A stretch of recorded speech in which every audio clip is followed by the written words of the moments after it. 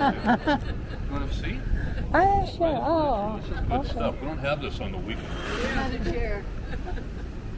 Well, so my name is Eric, and that's Sandy. We're both volunteers with San Francisco City Guides.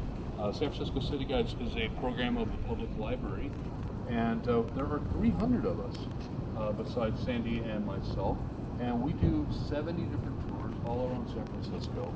And the purpose is pretty simple. It's to have fun with you, our guests, to discover the neighborhoods and special attractions that make San Francisco such a fun place to be. I'll tell you why I do these tours, and it's when I travel, I go to some new place, looking around, really don't know what I'm looking at. That's kind of frustrating. And if I, on the other hand, go and there's someone there who has the knowledge and the interest and the ability to help me make sense of it, that can really make a trip. And so that's going to be my gift to you all today. I hope that you will enjoy it. The reason, though, that we're able to be here, we didn't just wander down this alley and kind of happen upon one another by chance, is because our program exists, and it exists due to the generosity of our sponsors. The J Hotel is just over there. They have a very nice bar a couple blocks that way on the third floor. Maybe a little too early for that, perhaps later. Or not. Wells Fargo Bank is just over here. We'll go by that a little bit later. And San Francisco Grants for the Arts is also a big part of it. But the biggest part is you, our walkers.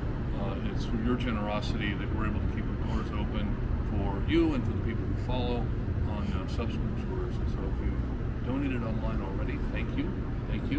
And if not, there'll be a chance to do that at the end of the walk, and I hope you'll consider it.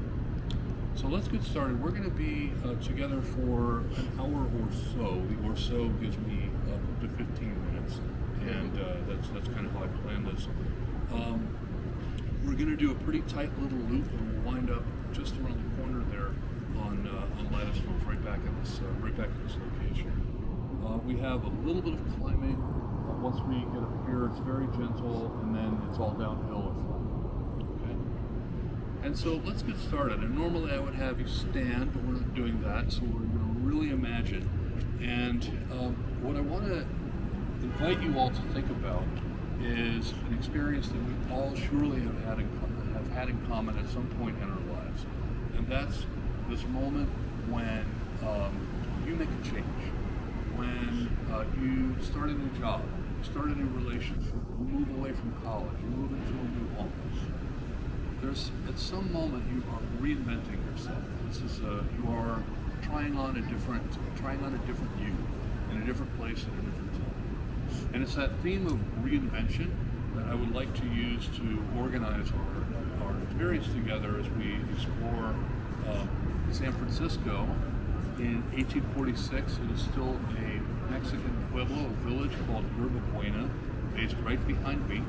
And we're going to see how it gets reinvented into the city of San Francisco. Central figure to our conversation or exploration is a biracial sea captain named William Leidesdorff, who was accustomed to reinventing himself again and again and again. And then the third kind of reinvention is when Leidesdorff dies, people are reinventing him in efforts to claim his legacy, his wealth, and they're reinventing him to take control of his story. What does he mean? What is his significance of his life? And so we'll explore all of those notions and kinds of reinvention. So with that, let me ask you just to close your eyes, and if you listen closely, you'll hear the rushing of some waves in the background. If you hear any honking, that might actually be elephant seals, and you might even see a grizzly bear running through the hills that are just behind me. But you're not really worried about that because you're standing out here in the bay. There's bay mud under your feet as the water gathers around your ankles. Because you see, we are here in the little village of Yerba Buena, and it's only been here for about 11 years. We're in 1846. It's July 1846. So the European footprint in this space has only been here for a very short period of time. there are about 30 families living in Yerba Buena, and wildlife wander in and out of town as if it were nothing wrong. In fact, that slope you see there, that is the slope that's in this picture. Now, July 8th, 1848, that's the last day that things are going to be the way they've been. That's the last day that the little Mexican village of Yerba Buena is going to look quite as it did. And there's a man named William Leidesdorff, who's a diplomat. He's the American vice consul, and he has a great deal to do with the changes that are about to unfold. And he's going to be up all night getting ready for the big changes of the following day, July 9th, 1846. The USS Portsmouth is going to anchor right over there, and 200 soldiers and sailors, led by John Montgomery, for whom that street right there is named, are going to arrive, and they are going to take Yerba Buena to the United States by force. The Battle of Yerba Buena is on in July 1846, and it is a ferocious battle. Except actually, no, it isn't. Not a single shot was fired, and in fact, Montgomery's men wandered around the village looking for someone, anyone at all, who would surrender to them. Finding none, they made their way to Portsmouth Square, where they tore down the Mexican flag, hoisted the United States flag, and made their way to Leidesdorff's hotel for a big party. Now, Leidesdorff, as I mentioned, had been up all night because he had been told that this was coming, and he had been sent a proclamation that would be read forth to the people of Yerba Buena, and it was his task as the vice consul for the United States to prepare for this by translating the proclamation. Yes, Leidesdorff spoke 6, maybe 7 different languages. He had 2, maybe 3 religions. He had 3 nationalities with probably only 2 loyalties. So he was quite a changeling, someone who could adjust and adapt and reinvent himself at every turn. A curious figure. Let's go find out more about him over here.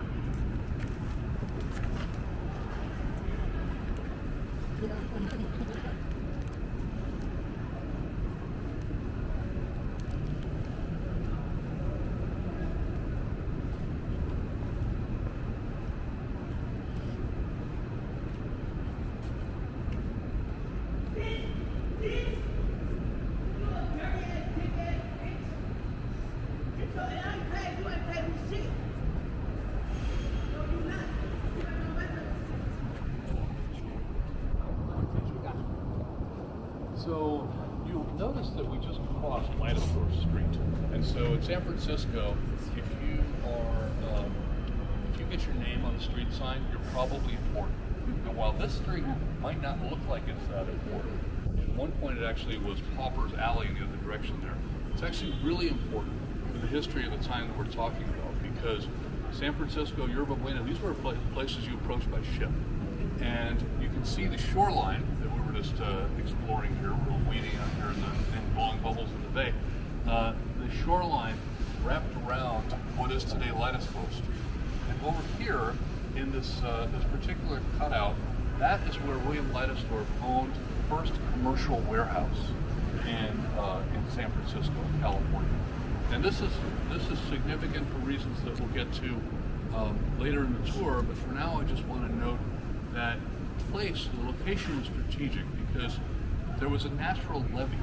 The ground actually rose up over by where the warehouse was, and that meant that you could take a little boat from your big ship and deliver it to the warehouse. So you didn't have to get out and wade through the mud like we just did. So it was a significant part of his business. Leidesdorff arrives here during the age of the fur rush. And the age of the fur rush is a time in North America when wealth is not primarily found in gold coins and silver and so on. We're before the gold rush, but furs play a large role in driving the economy. In California, less furs, more cowhides. The hide and tallow trade was what really made a big difference for the economy of what's now the state. So if you were someone trading with villages along the California coast, the currency you would use was a California banknote. California banknote was a beehive, worth about $2. There simply wasn't much currency available for transactions, so people used these animal hides. And Leidesdorff chose to pursue a role here in San Francisco in that industry. But I'm getting ahead of myself. So Leidesdorff was born in 1810 in the Danish West Indies, and which is now the U.S. Virgin Islands. He makes his way to New Orleans, where he naturalizes, becomes an American citizen, and then he decides that he wants to enter the merchant marine. He wants to become a sailor and involved in trade. And he eventually becomes a sea captain, takes command of a 106-ton schooner named the Julia Ann, and he's trading actively on the eastern seaboard and down to Central America. But soon the owner of the vessel, a man named J.C. Coffin, who was living in Santa Barbara, California, sent for the ship to be brought to the Pacific. And it is there Leidesdorff arrives in 1841, and he is engaged in a robust trade up and down the coast of California, all the way out to Hawaii, and even interacting with the Russian-American Fur Company. That's right, Russians were based out of Sitka in Alaska. So after a few years of this, though, he starts to get wise to how the economy works. And being a middleman, right, being the guy with the ship who operates like a floating department store, right? So people would bring cowhides down to meet the ship, and they would be able to use those to buy nails or even leather shoes that were made from the cowhides you traded last year. And so those cowhides were, he realizes that is an opportunity to make the real money. In other words, if he can own the printing press and print money, then he can really achieve his financial goal. And so that meant having a ranch where he could raise beef cattle. Now there's a problem with that, and that is he's a sea captain, so he has to make a change. He has to reinvent himself, and so he does. He starts buying up land here in Yerba Buena, and eventually he transitions to being in Yerba Buena, where he becomes a merchant, and he needs to make another change, though, to become a ranch owner. Can't be a ranch owner without being Mexican. So our Dane turned American becomes Mexican, and oh wait, that's not enough. So our Protestant now has to become Catholic, then he can get a land grant, and now he has a ranch. So, but I want to come to that's the general arc of it, and we'll come back. And it was that simple. There's a lot of maneuvering. So we'll come back and fill in some of the details, but I want to get to one of the most important topics that we're going to be confronted with this tour, and it's the question of race. You see, he had to decide early on when he came to the United States. He was a person of color, right? There's no question. His mother was Afro-Caribbean. His father was Danish. But we're in a time in American history when a single drop of black blood makes you a black consideration, and therefore you have to. His life was in danger, right? If he, in particular, in New Orleans, where he was living, the states in the South began passing in the 1830s what were called the Negro Seaman Acts. And under those acts, a free black sailor arriving in New Orleans would be thrown into prison. Just for no reason at all. If you sail in, that's it, and your captain could try to buy you out, but then the captain will hold that debt over you. And you might reasonably ask, well, why would someone do that? And the answer is because it's the age of cotton. It was the fourth largest port in the world, and if you were a free black sailor, you had to go. So Leidesdorff, living in that environment, made a choice that he was able to make, but many others were not, and that was to pass his wife. So that means that his life then is one where he has to hide who he is in some measure. And in doing that, I want to just contrast for you this thin line that he's living on either side of.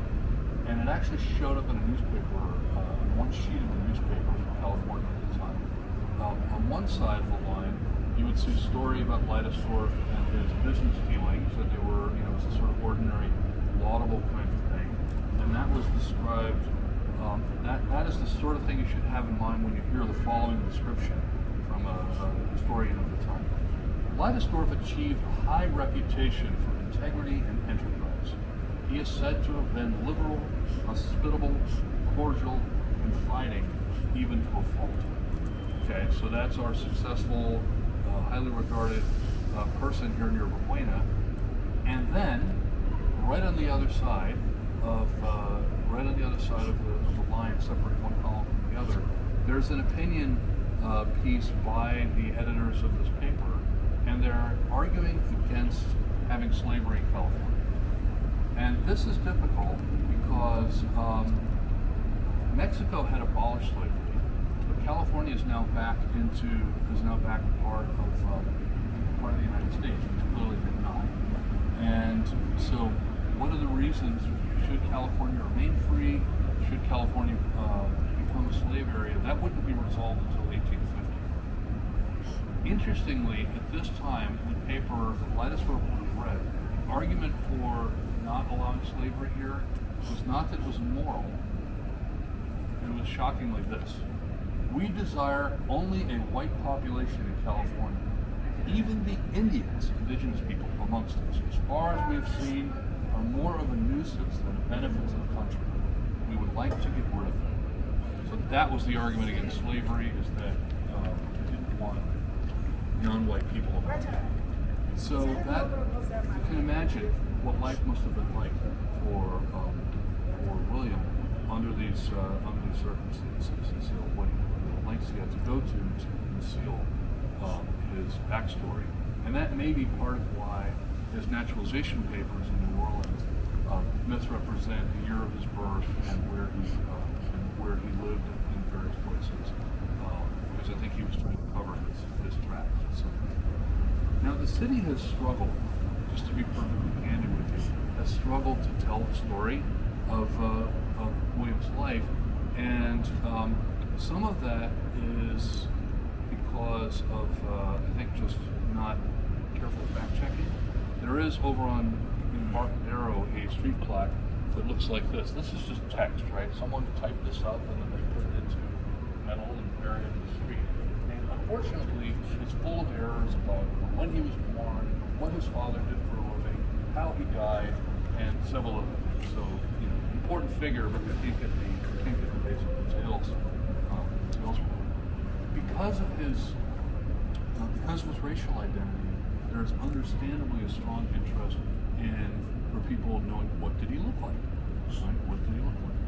And I don't think most people care what John Sutter looked like, because we know he was a white guy from Switzerland, so it doesn't really bear on the story. Leidesdorff situations. If you go online and look around, you'll find a piece of photo seen pretty often and search for it. And unfortunately, this photo is actually not a photo at all. It's misrepresented in one collection as a drawing, but it's actually not a drawing either. It's a photo.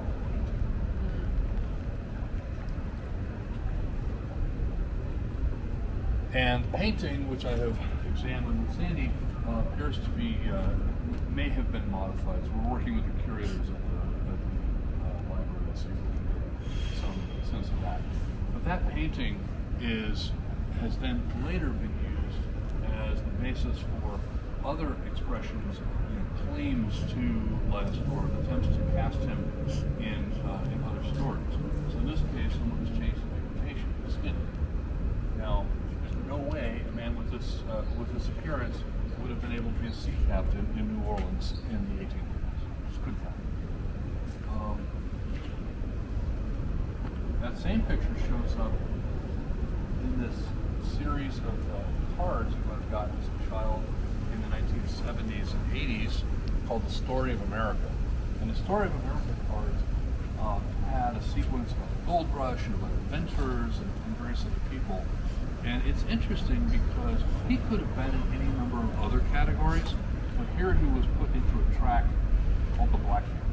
And so once again, he's reduced to this one dimension because of this need to recast it. Are those the cards that came in a case? Yes. No, I remember those. Yeah, exactly. Yeah, no, they're pretty popular. Yeah.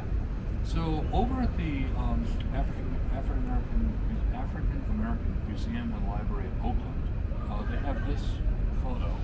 They won't show this, which I went over and inspected. Unfortunately, there's a stamp on the back of it from the photo studio, and that studio wasn't in business until several decades after Lead was dead. But that's it. The other very common picture that you will see when you start looking on the internet is this. And that's great, but it's all circular references. People are all pointing at this at the same picture. Unfortunately, found this in the same library in Oakland. Couldn't find it anywhere else, and it was printed with a technology that didn't exist at the time of this one. So unfortunately, as you can see, our artists got the wrong information when they chose to represent him. We don't know who that is. There's no way that person is. So, having said that, I think this is the most successful representation of today. And I'd like to spend a little bit of time unpacking this, and then we'll identify a couple of places for a walk. So,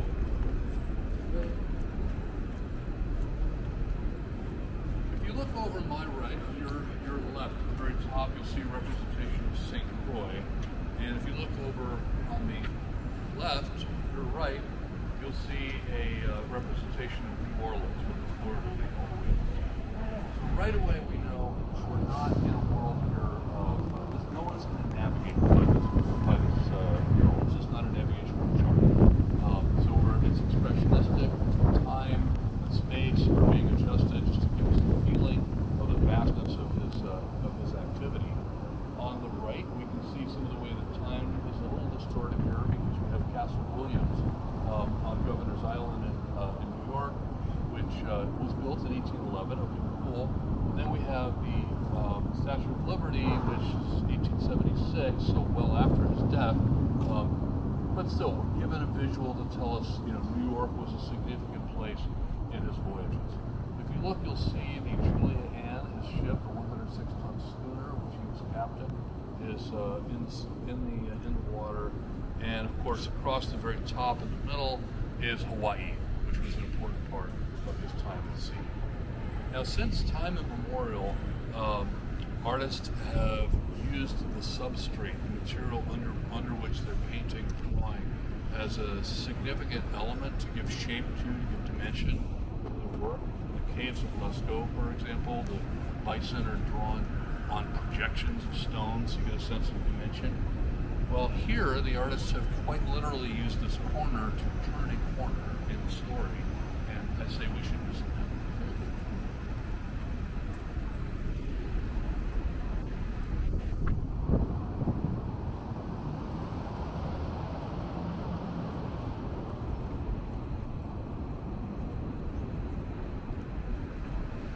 So we're not going to do this entire slide now. We'll cover the rest of it when we get back. Yeah, please step over there. So the way to win at City Guides, by the way, is if you can see the guide smile, you're in the right place. Okay, cool. So you'll notice that there is sugar cane up on your left, and that is another one of these elements where maybe historical timeline, because the suggestion here is that sugar trading was an important part of his journeys to Hawaii. It was not. Sugar wasn't being brought back from Hawaii in those days. It was sandalwood. But his father was a worker on a sugar plantation in Danish West Indies in St. Croix. So perhaps we could give that one a pass. If you look to your right of the sugar cane, you'll see the American River, and that is where his ranch once was found. Right next to the ranch of John Sutter's, where gold was originally discovered in 1848. And so yes, when James Marshall built the sawmill for John Sutter and wandered into water on January 24th, 1848, found gold, also found gold on Leidesdorff's ranch. It was adjacent, same gold find, same place. So how big is this ranch, you might be wondering? Pretty big, 35,500 acres. Now, if you're like me, someone says the word acre and you reach for your gun, so let me stop that. Golden Gate Park is 1,000 acres, which may not help. San Francisco is 30,000 acres. So the ranch was slightly bigger than the city of San Francisco. So you'll see there the handshake between the United States and Mexico. I think the best reading of that part is that represents his time as a diplomat here in Yerba Buena. Otherwise, it's the most amicable representation of the Mexican-American War that I can imagine. I mean, the bear flag certainly suggests that, but probably not. We can then see there's a long depiction of the San Francisco Bay, and we'll leave that for later, but I want to call out just a couple of other things. One is the steamship.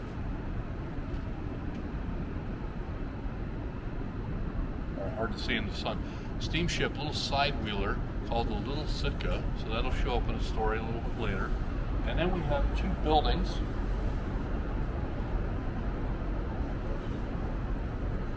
All right. The large building that you see up there on the top, that's the City Hotel. That's the first hotel that was here in Yerba Buena, and it was Leidesdorff's property. We're going to visit that at our very next stop. After we go there, we'll visit the site where the first schoolhouse in California was. That's the little shack that you see a little bit lower down. So, and we'll see the rest of the elements of the mural on our return. Before we head out, are there any questions?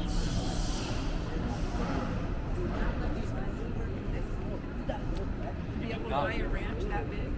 Oh, yeah, okay, so the question is, did he make that much money being a sea captain he could buy a ranch that big? So Mexico was actually trying to get citizens to settle these ranches, and there were some requirements. I was there, lived there. He didn't live there, he probably had a manager. There wasn't much of a payment required. Even for that much. Yeah. Mexican, Catholic, have a land grant. Onward.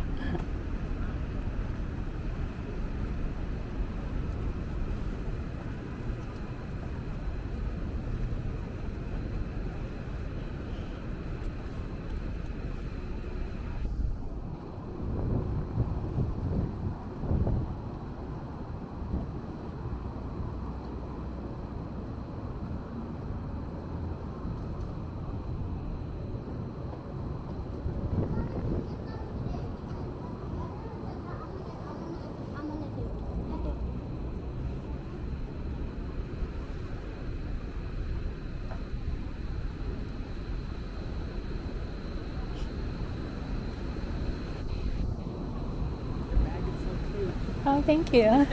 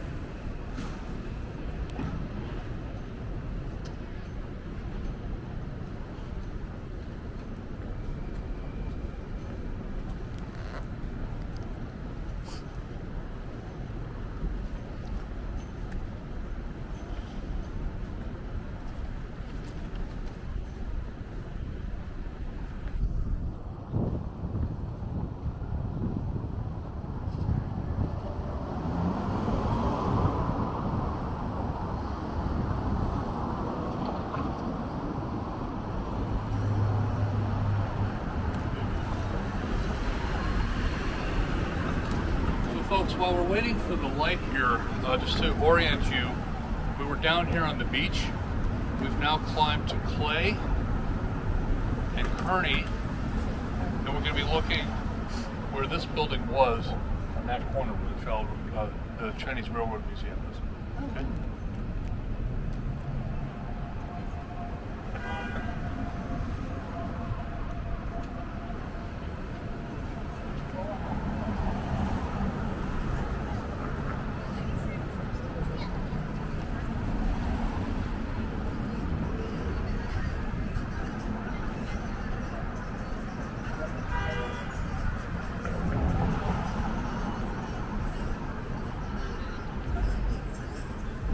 This is a part of town where diagonal crossing is okay.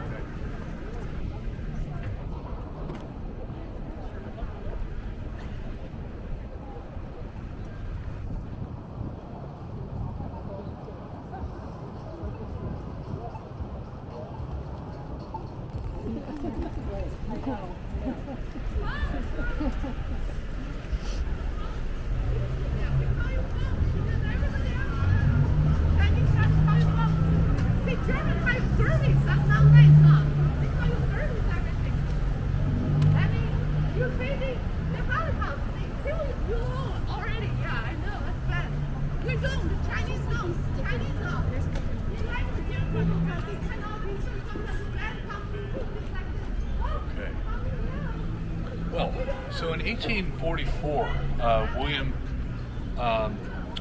1844, he becomes a Mexican citizen, and shortly after that, he becomes a Catholic, and now he's able to apply for his grants, his land, which he receives, and he also gets a cattle brand on the same day application for cattle brand services, and.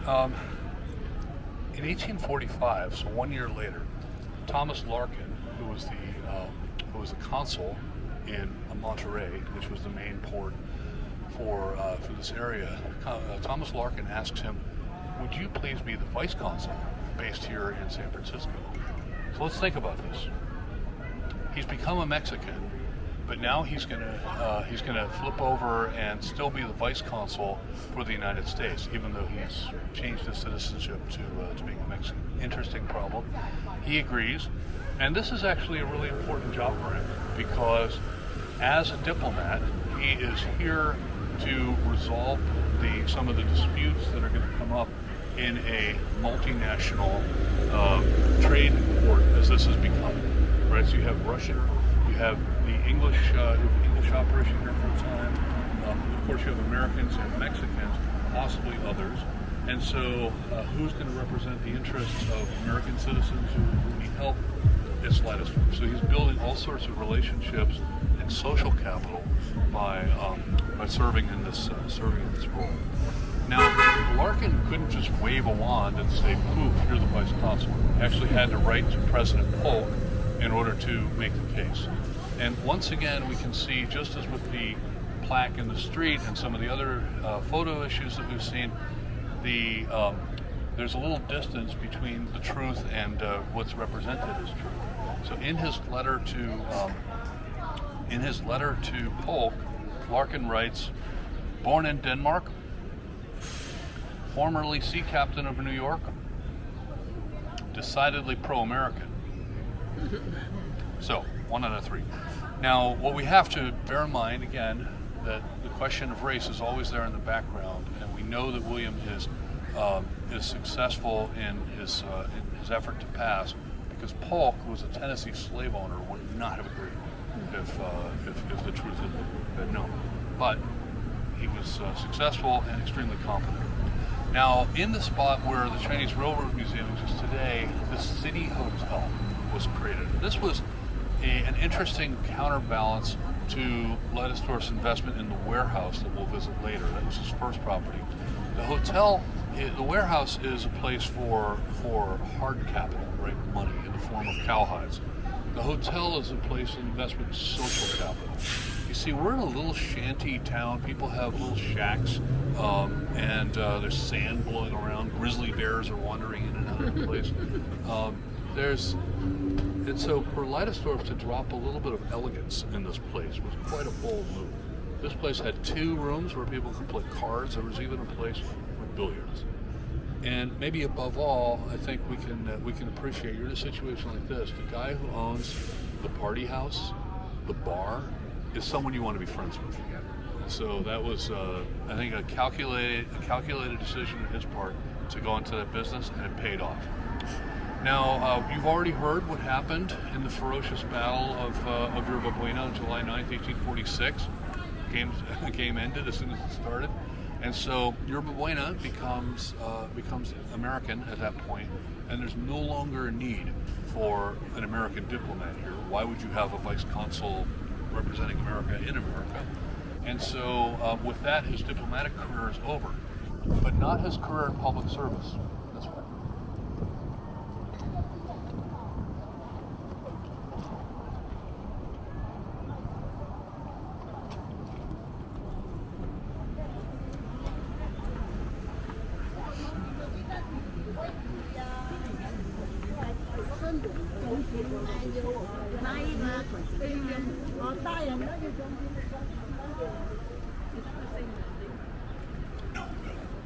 Oh, right.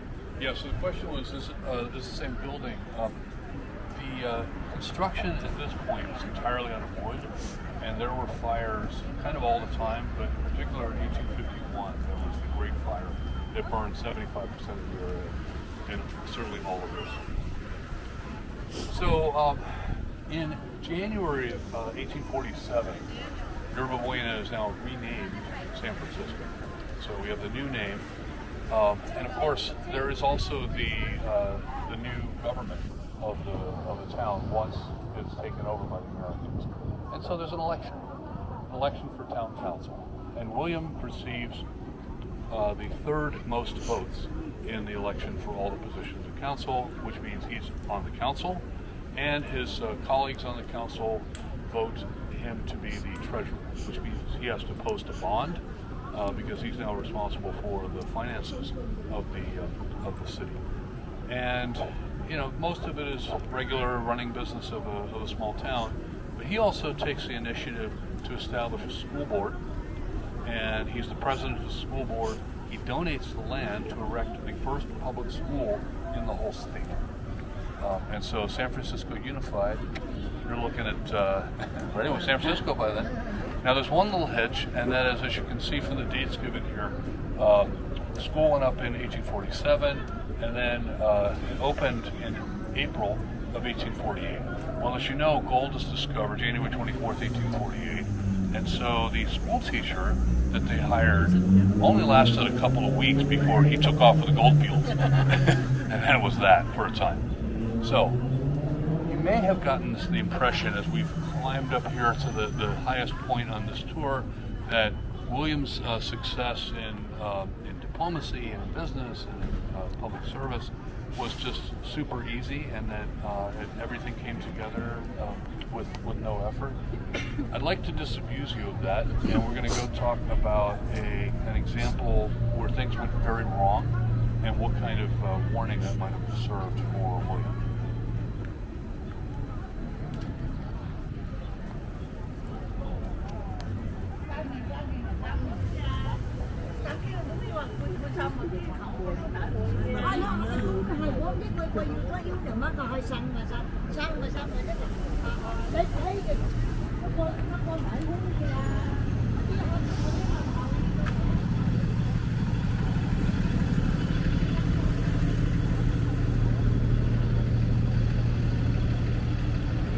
Yeah. Yeah, pictures and details. What's your name again? I'm Sandy. Hi, Sandy. Do you do other tours? Yeah, I do a tour of the Mission murals. Oh, okay. I'm planning to do that too. Oh, good. Yeah, okay.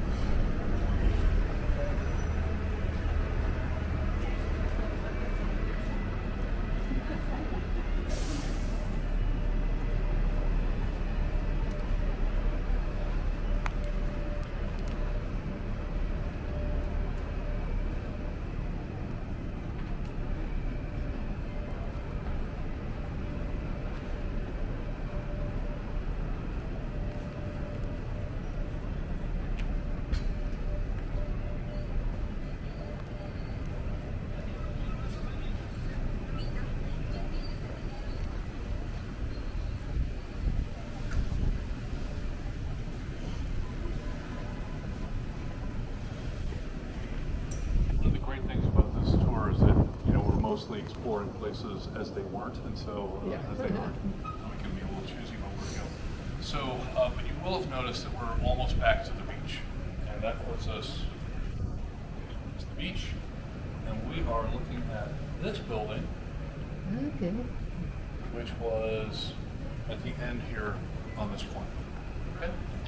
So, the fur trade. The fur trade is defining the economy of North America in a very great deal in the 18th and early part of the 19th century.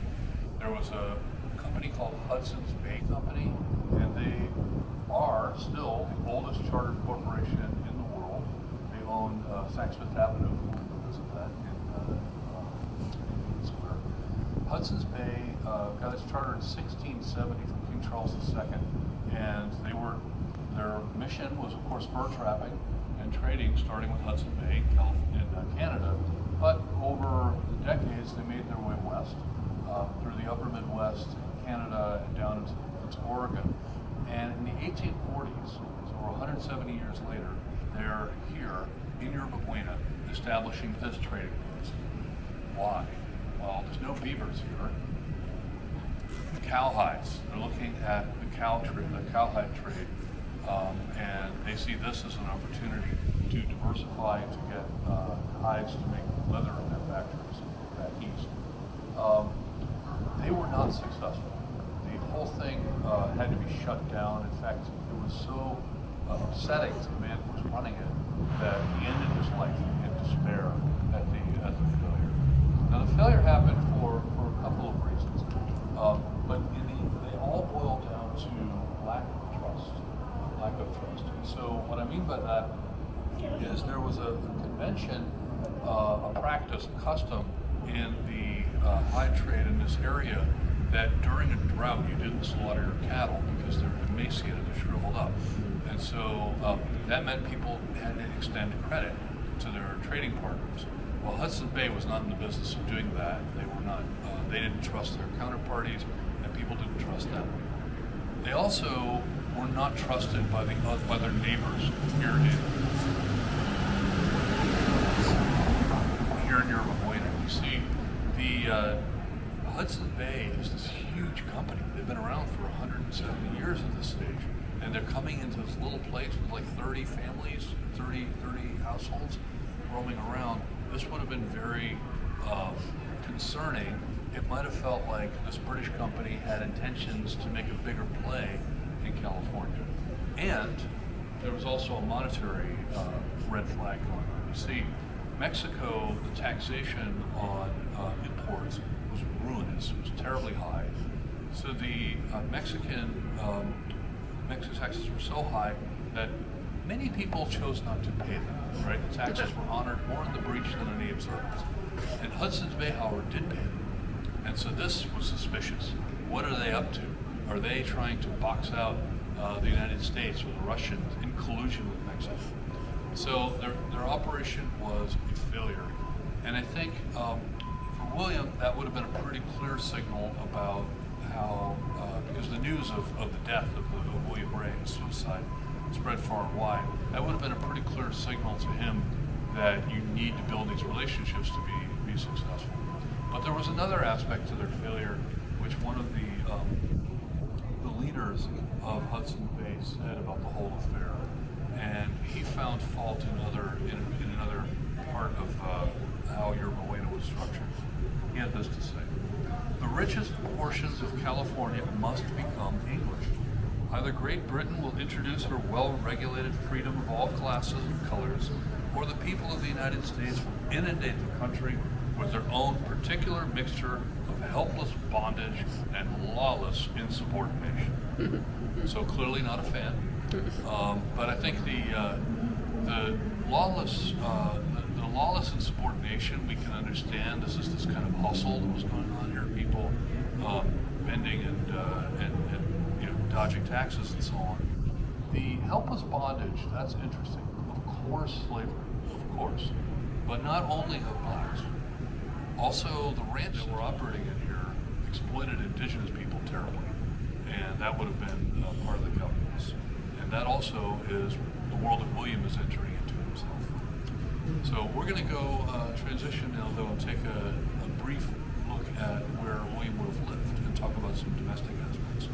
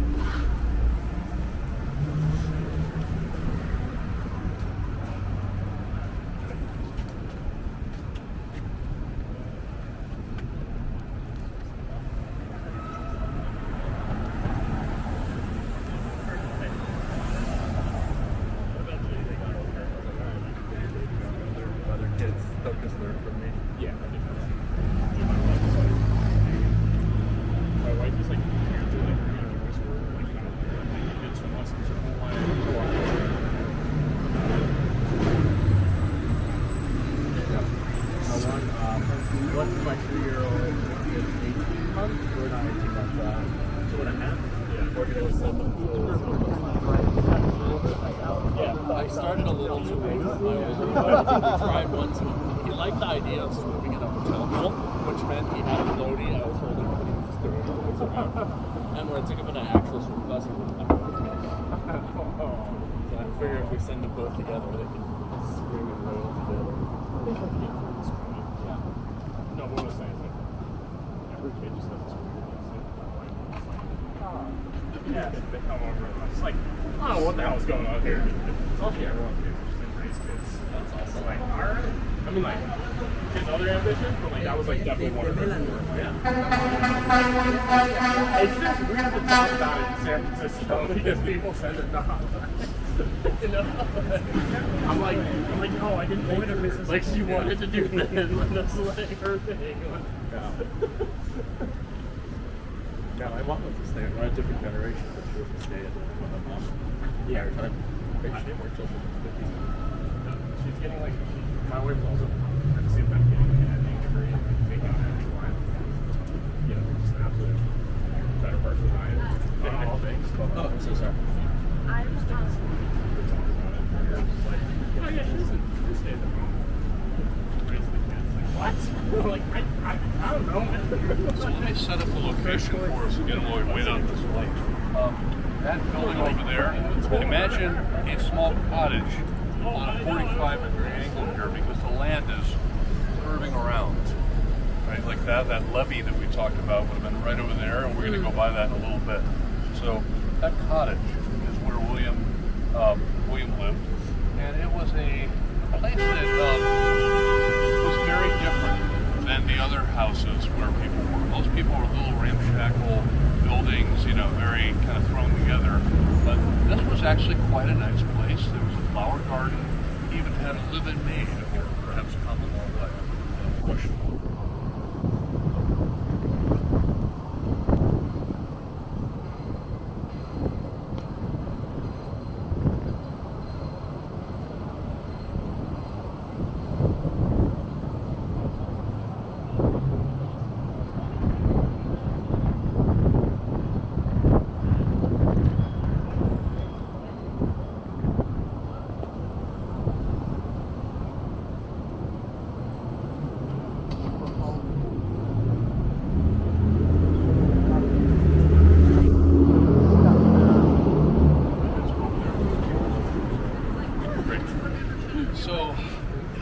Live-in maid was a Russian woman. Those weren't the only relationships that he had with Russians. American Fur Company was the other big player in the fur trade in North America, competing with Hudson Bay. And William had contact with them in the course of his work as vice consul, but also as a sea captain. They were operating up and down the north coast of California. Fort Ross, as an example, was a Russian trading outpost. Now, Fort Ross itself was purchased by a Swiss gentleman named Johann Zutter, or John Sutter, as we know him. And you already know that John Sutter was on the ranch next to Leidesdorff, where gold was discovered. Well, Sutter had intended to create a new Switzerland here in California, so he was acquiring property for that. He purchased Fort Ross from the Russians. He went deep into debt to that. He was having trouble making payments pretty much ever after that point. Now, William took on another responsibility, and that was to be the agent of the Russian-American Fur Company. That simply means that in exchange for his compensation, he would perform tasks like ensuring that barrels of beef and barrels of wheat were transported up to their encampments to feed their travelers. But one of his other jobs was to collect from John Sutter for that unpaid debt for the Fort Ross. Now, let's figure 1847. This is now San Francisco, and the Americans are expanding their footprint here. Right? It's no longer 30, 50 households. This is going to be the new place. With that in view, that means more construction. Right? We have to build new buildings. And William likes to reinvent himself whenever an opportunity arises. So, okay, new construction, fine. I'll operate the lumber yard. So now, this part of town goes get that. He's operating a lumber yard, then he's operating a ship chandlery and a shipyard. He's building ships. The chandlery stocks the ships. There's all the provisions you need to make your voyage. So he is, I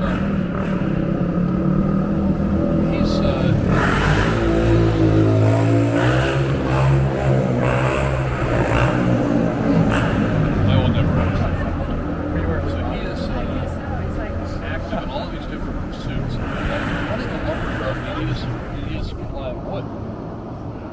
So what was John Sutter having built on his property that was finishing up in January 24th, 1848? The lumber mill, right there on the shores of the American River. So the lumber mill project east of the discovery of gold, Sutter has to pay Leidesdorff this money, and Leidesdorff is running a lumber yard. It's a pretty clear link in the chain of how those events have unfolded. There's one more Russian connection, and it has to do with an attempted innovation that did not work. You see, not every great entrepreneur hits every ball out of the park every time. And Leidesdorff had his own share of misfires. A particular one concerned a ship called the Little Sitka. And you saw a picture of the steamship on the mural with a little side window. And so the Little Sitka was named after Sitka, Alaska, because he bought it from the Russian-American Fur Company that operated out of Sitka, Alaska. And Leidesdorff figured, maybe I can have more efficient travel up here to Sutter's Landing, which is now where Sacramento is, where his ranch and Sutter's ranch once were side by side. And so he brought the ship down, and the plan was that the ship would be able to take them from San Francisco to Sutter's Landing in 24 hours. Well, it took 6 days, and people were out walking it on the shore next to the ship, so it was not a success. And even more tragically, when it returned to the bay, not long after it was taken out for a little spin, and we get the fall. Little Sitka had as much as she could do to keep her head above the water long enough to say her prayers. She tossed and tumbled and to the bottom went. And this was just a couple of months before William passed away.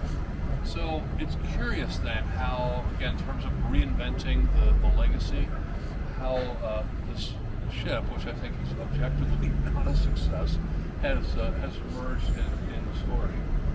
First of all, the state seal of California, some versions of it, include a representation of the little Sitka, the state seal. And then second, this is more sensitive, but San Francisco has been engaged in a project to figure out how to do reparations, right? How to try to make good, make whole people who were impacted by slavery. And in the draft proposal for that, there's a historical context statement that talks about the presence of Black Americans over the course of the city, over the course of the city's history. And Leidesdorff is the first person discussed. And unfortunately, the steamship business comes up as follows. Leidesdorff is believed to be one of the first Black millionaires due to his investments in steamboats and real estate. So, 50%.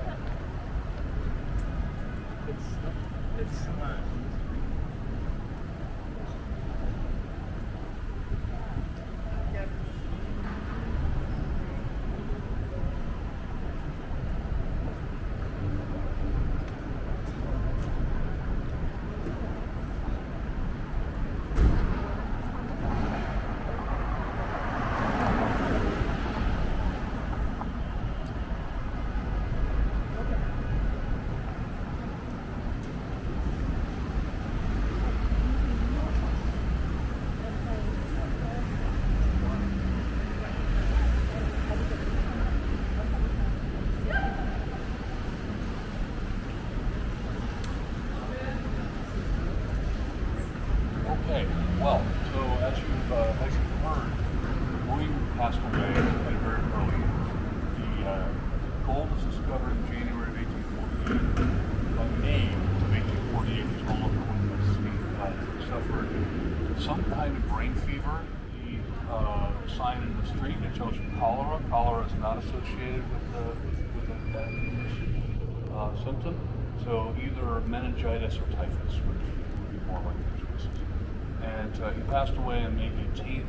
And I want to read to you something from his obituary on May 20th. And I hope it will recall what was said about people about non-white people in that other piece of paper that I read. Let's just appreciate the distance between that vision and the reality. One of the largest and most respectable assemblages ever witnessed in this place followed the deceased from his late residence to the place of interment. Everything was done on the part of the community to evince its deep feeling for the loss it has sustained. All places of business and public entertainment were closed. The flags of the garrison and the shipping were flying at half-mast, and minute guns were discharged from the barracks and the shipping as the procession moved from town. It is no injustice to the living or unmeaning praise for the dead to say that the town has lost its most valuable resident. So I think we should all wish to be remembered like that, right? I mean, most valuable resident. So we're now going to shift, with one little exception, into looking at his legacy, both in terms of immediately after his death, the money, and then how he's been, how receptions of him have unfolded. let me take care of the money thing right away. So he never married. He had no children. And so he has a sizable estate of real estate and also gold discovered on this large ranch. And the wheels are in motion for people who knew that. In particular, a man named Folsom, Captain Folsom, gets permission from the temporary executor, William Howard. Local people know Howard Street is named after William Howard. And Folsom gets the okay to go to St. Croix, the Danish West Indies, in search of Leidesdorff's mother, a woman named Anne Marie Sparks. And he brings with him a daguerreotype kind of photo at the time, shows this to her, she identifies him.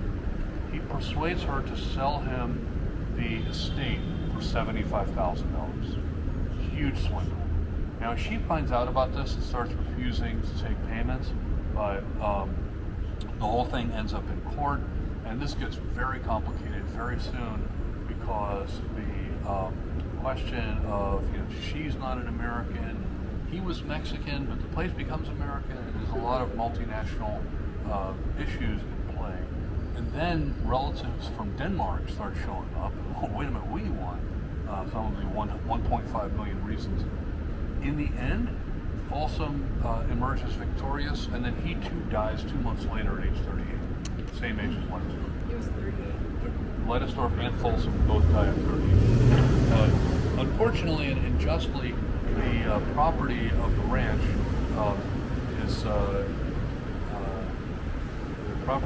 is now the city of Folsom. So it bears Folsom's name, not Leidesdorff. Folsom the town, Folsom the prison are all on that ranch. There is a stretch of highway that's named for Leidesdorff, and there are some historical signs in the town of Folsom. But as we've seen, signs are unfortunately frequently wrong or at least misleading. So let's look then at another representation of him. So if you recall the picture of the painted portrait, you will recognize aspects of that on the statue right over here.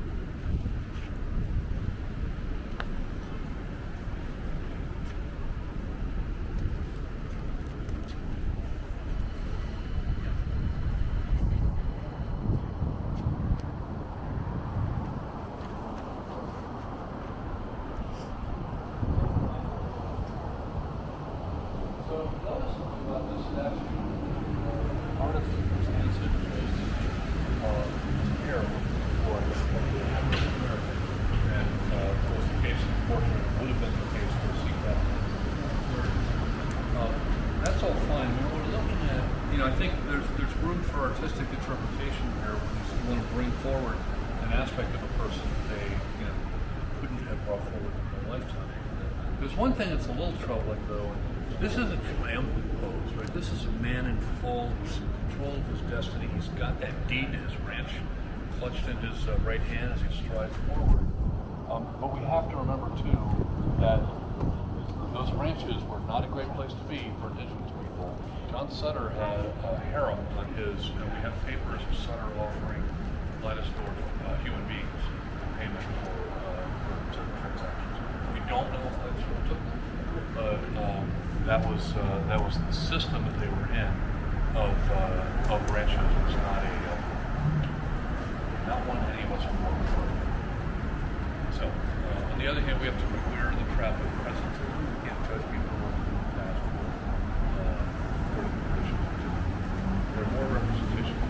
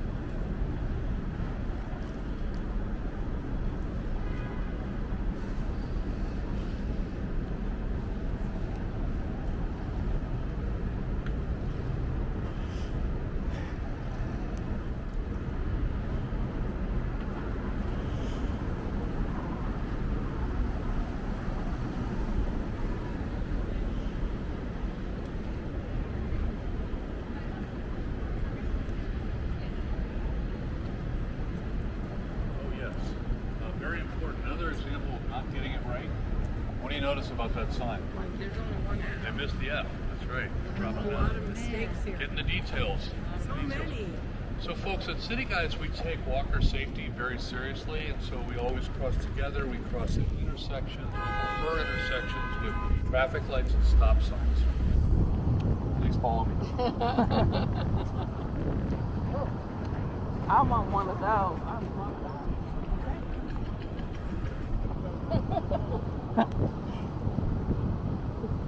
Thank you.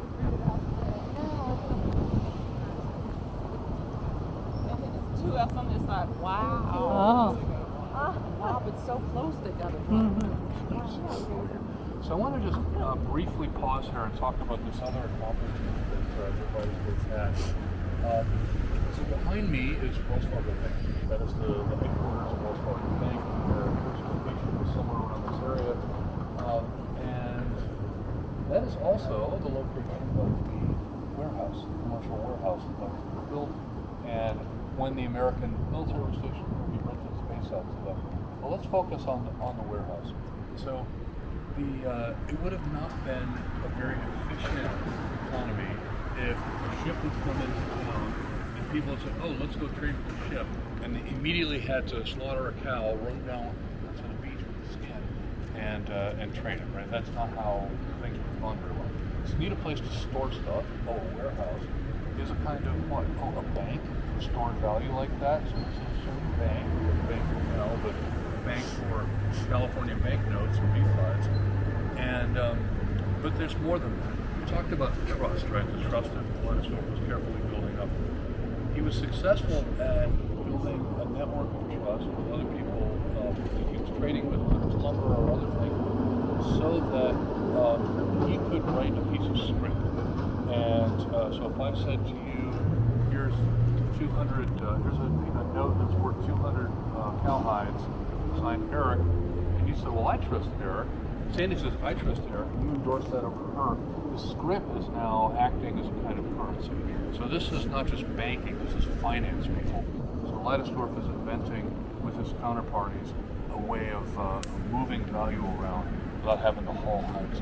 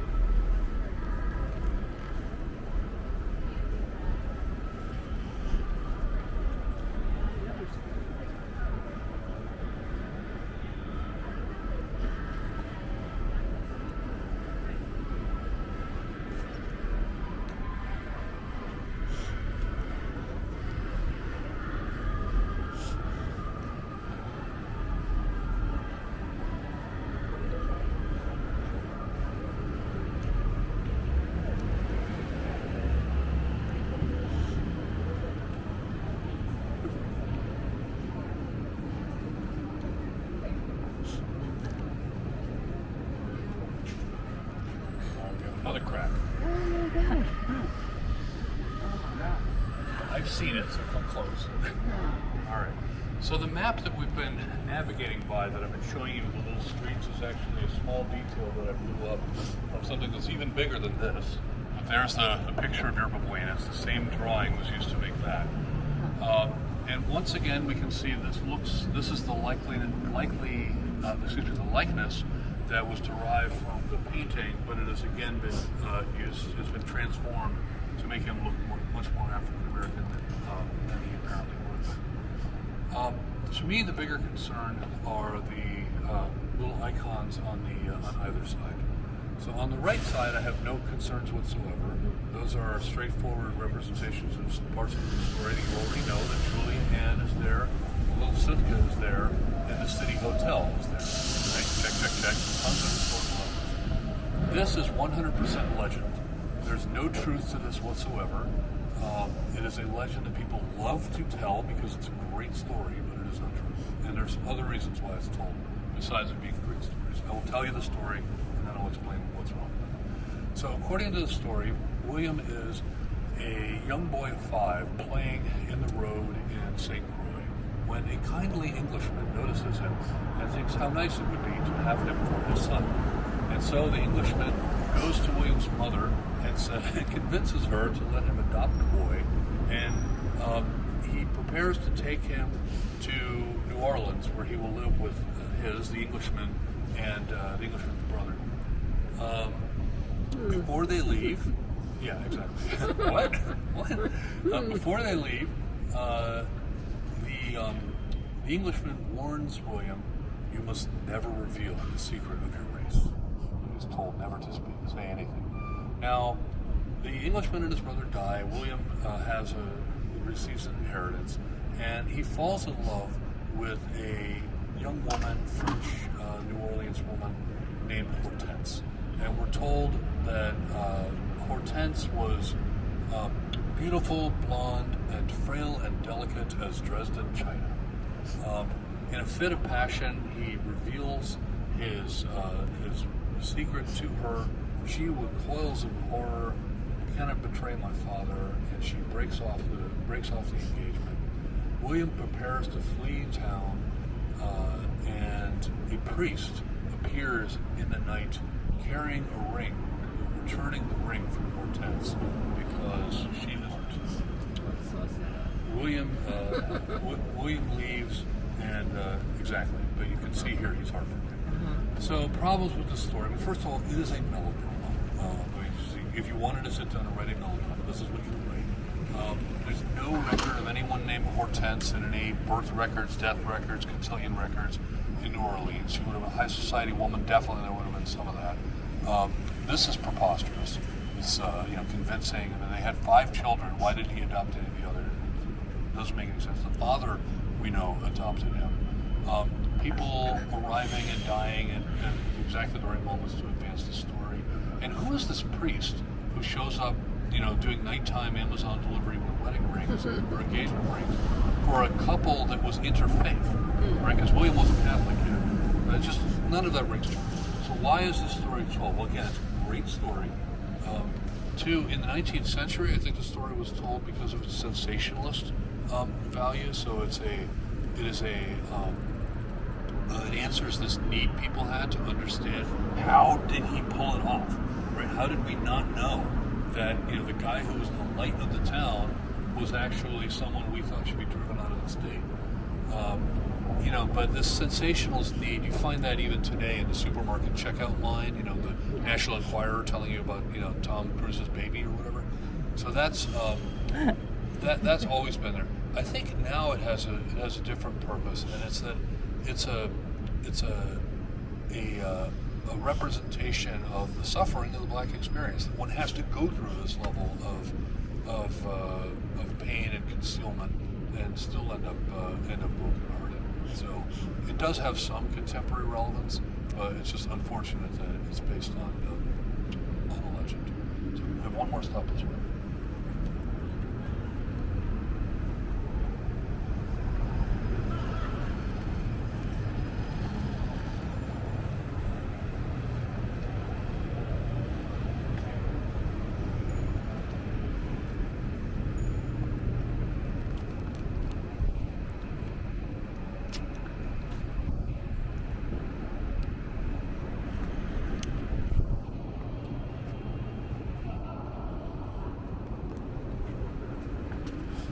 Area. Okay, well, so now we come to the last part of the mural. I'll call out just a couple of things that are connected to his story. So you'll notice that we have a reading of the Declaration of Independence here. That's because William arranged on July 4th of 1847, that's the first July 4th, Yerba Buena was now San Francisco, now American. He arranged for a reading of that from the horse from City Hotel. So that was his accomplishment. You'll also see there's a representation of Mission Dolores directly behind me. He's one of only 6 people who are buried inside the church of Mission Dolores. And then you see there are representations of black miners. after him, and also of people in Chinatown. And we saw when we were up at the location of the school how important Portsmouth Square has become to the Chinese community. And I think, to me, one of the things that makes this mural successful is it doesn't reinvent it. It lets it be. His story is what it is. They don't have to transform him in any contemporary ways. And there's a black historian named Sue Clement who in 1952 wrote something that I think sums this up really well. Greater tribute may not be given the first pioneer of Negro origin who came to San Francisco, made his contribution, and passed on. But the citizen of today, of whatever racial, creed, or national origin, migrant like himself, may walk the city streets with dignity, knowing that Leidesdorff helped immeasurably to establish this right 100 years ago. So the man paved the way. We don't have to look back and turn him into some new version of himself. We can say, here he was. And where do we go next? Well, we have other work to do in this country to integrate people. And we can see here the children of San Francisco, these artists of Vision, are a diverse group. They are now in command of the ship, holding the wheel, and they're headed off to the future.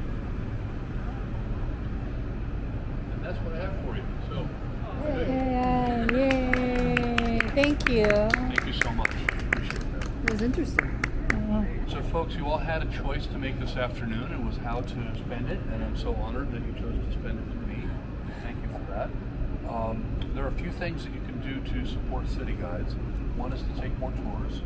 Take them to Sandy, you can take them with me. If you like the way that I do it, you can check out my website for where my other walks are. And if you don't, please do not write an online review. Make me cry. If you did like it, yes, please write an online review, because we don't get paid, we don't take tips, the only thing we do this for is for your smiles and to brag to one another about the great review that we do. So, the other thing is, of course, if you can support us financially, this is your chance. I know some people are getting online already. This is for, is anybody doing a digital payment? I did it online. You did it online? Yeah. Great, good. Good. Excellent. All right. And does anybody want to, I have a business card that will help you find it. I got it. Yeah, you've done it. She's a repeat. Oh. I was just saying, my husband